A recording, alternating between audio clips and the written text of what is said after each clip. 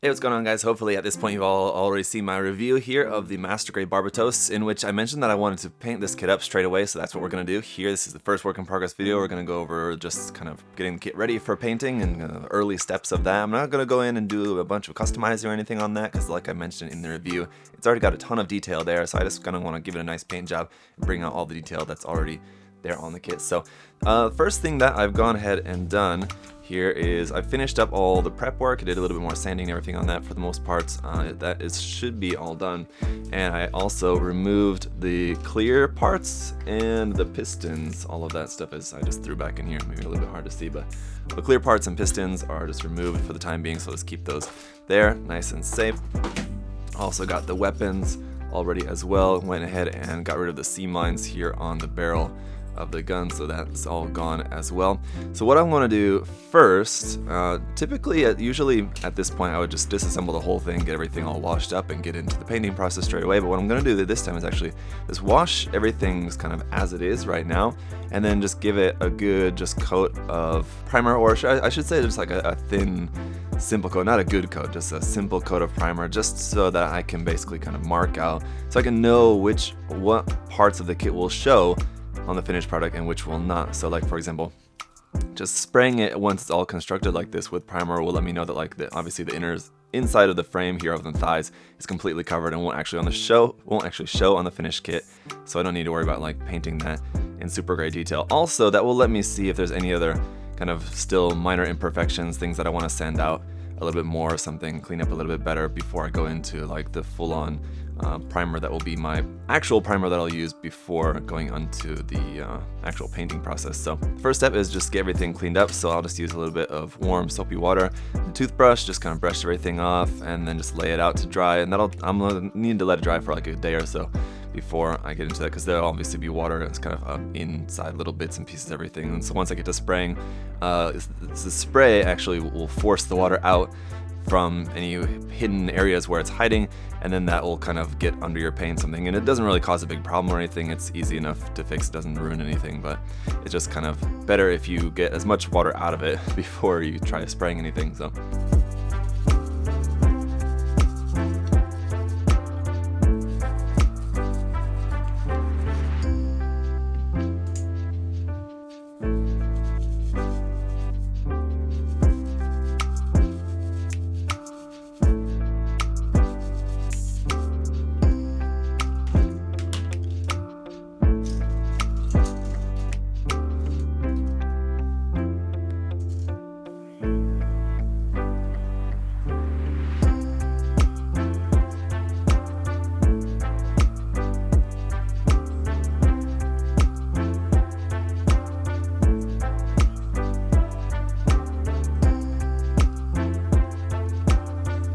okay, and here is how he's gonna look, all primed up and kind of put back together. And you gotta love the look of just that all primer look. I mean, it looks so cool. I mean, you can really see all of the details really pop out once you got all the primer on there. Everything's just all now in one color, and it's looking pretty awesome. Especially just like these details here, these bits like on the back of the legs and everything like that. Once this is just all painted up, man, this thing is gonna look really good. And a couple things. One thing that you may be wondering is, where's the piece on the front of the chest?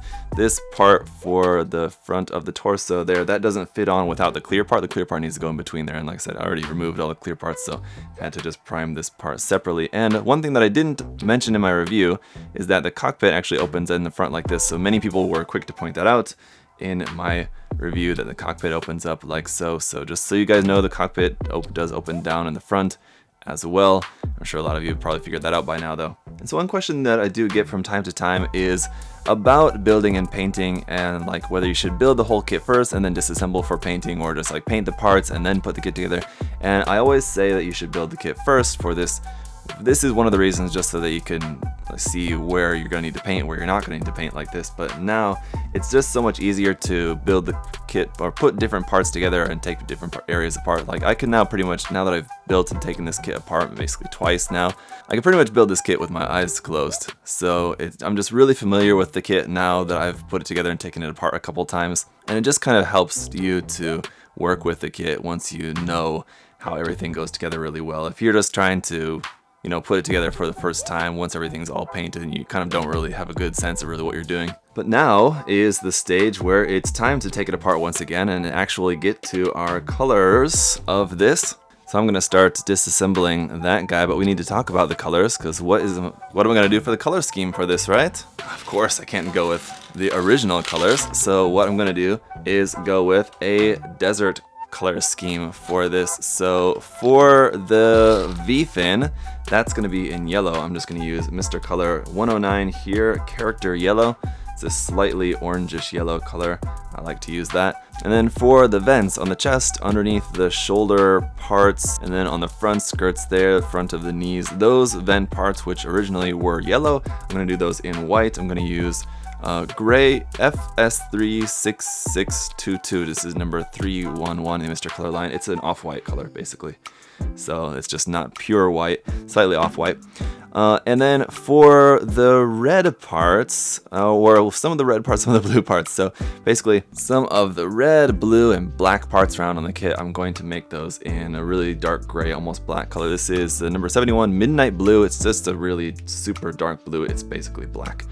And so for the red parts there on the feet, those are going to be black. These parts on the back of these thrusters, which were already black, those are just going to remain black. The bits there on the side skirt that were black are going to be black. The bits on the back of the elbow here, which were originally blue, I think those are going to also be black. So I'm actually kind of a little bit torn at the moment about these chest parts on the top of the chest here, because what I was originally thinking was making the chest parts there and then maybe the blue parts on the back of the elbow either in black or using this for my darker color to replace the blue.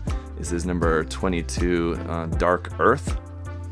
So I was going to have this as like my dark color for replacing the blue parts on there, and then for replacing the white I was going to do that here primarily using Mr. Color 44 number tan, and then I'm going to do a sort of camo on this using this as the secondary color for like the camo is number 19 Sandy Brown. So I'll talk a little bit more about how I'm going to do that a little bit later on here once we get over there and we're getting down to the actual painting of it. So as for the parts around the chest there, I don't think I want to make those black, but there will be a few black parts and a few of this dark brown parts. So those are just going to be for that, because the frame is also going to be relatively dark. For the frame, I'm going to use a mix here of number 40 German gray and then Mr. Metal color 212 iron.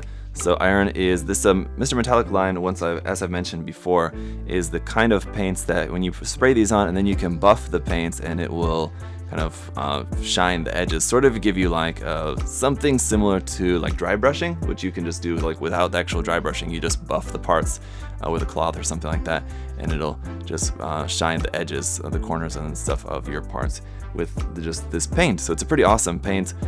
Just straight up all like this is maybe a little bit too more metallic really than I want, so I'm just going to use maybe like 2/3 of this and then 1/3 just German gray, just to make it not quite so overwhelmingly just iron, but I do want to have a little bit of that effect on that. So those are going to be my colors for this, and I really went back and forth a lot. Before I was thinking of doing something more just kind of colorful, stylized, and I just kept coming back to the idea of wanting to do this color scheme because I think it'll look really cool on the Barbatos. So we'll see, you know, who knows, there's nothing stopping me from building another one someday in a different color scheme if I really want to.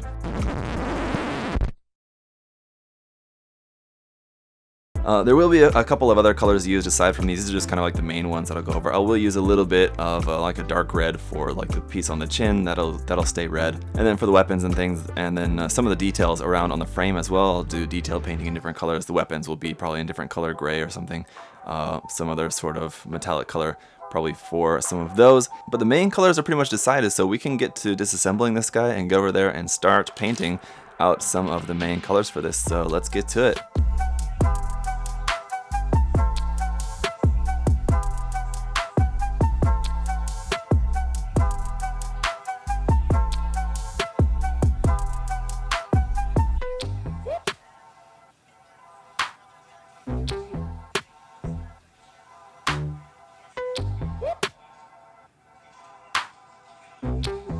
Alright guys, so the main color is down on the armor. Now the secondary color, this sandy brown, I've been a little bit on the fence whether I really want to go through with this or not. My idea was to do a kind of loose camo on that, where I'm going to do some masking like you can see here, where it's kind of like a large blocky pattern, where I'm going to spray just so like only part of like the outer pattern will be like really clearly defined. So we got like some hard edges here, but then like down below that, it'll just kind of like fade out. So it's just like I'm sure there's probably some word exactly for this specific type of camo, but just some kind of large blocks of color that are in just like this very slightly different color for this, and they're just not clearly defined blocks, just only on one side. Now, the reason why I've been a little bit on the fence about this is because this, while I think can look good on the shoulders, there's not really much anywhere else on the kit where this will look good. This, as far as, you know, like in my opinion, I don't think that this particular technique, like painting camo style that I want to do, will look good really anywhere else really much on the kit. So I might just do just a little bit here on the shoulders, and that's pretty much it, not anywhere else on the kit. And I think that will probably still work out okay. We'll see once I've got that on how much I like it. I may not like it, I might have to repaint these parts, but if it's just the two parts here for the shoulders that I have to repaint, at least that's not big of a deal. But I think just doing this just a little bit here up at the top on the shoulders will be enough just to give just a kind of one interesting little point there on the color scheme. Just a little something there, and then I don't need to go all overboard and just do like camo all over the armor, because there's so much detail everywhere on the armor, and it's so much broken up into little pieces. We don't have pieces where there's like a big, large piece like this, other than pretty much just the shoulders is the only like wide open space where I think the camo pattern will kind of help break up the space a little bit. So I'm gonna give it a try and we'll see how it looks, I guess. Alright, let's peel off our tape, see how we did. I'm actually feeling kind of hopeful, because the color is a really good color. How it's like just barely different, but it's definitely visible on here. I think that came out looking pretty good. I'm happy with that. So, alright, that's gonna work for what I was wanting for that, I think. So that will be good, and yeah, I think that'll work pretty well. So I think, yeah, I'm just gonna stick to this just being a little bit on the shoulders there. I think, I don't know, you know, it's kind of hard to tell without seeing the whole kit come together. I think there's gonna be so much detail and everything going on with the whole kit once it's all painted and panel line and decals on there and everything.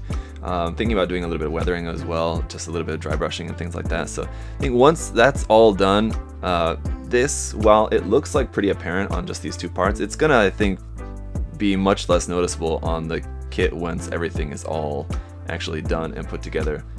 So it'll just can be kind of a very slightly noticeable accent up there on the shoulders. So that is going to be it for this episode. Now that all the base painting is done, I'm going to go ahead and put some reassemble some aspects of the kit, and then in the next episode, after I've got a coat of gloss over everything, we can start on the panel lining and the detail painting and all that stuff, which is going to take a little bit, but that'll be something we can work on in the next episode, and then getting into the decals and all of that and everything as well, the later stages.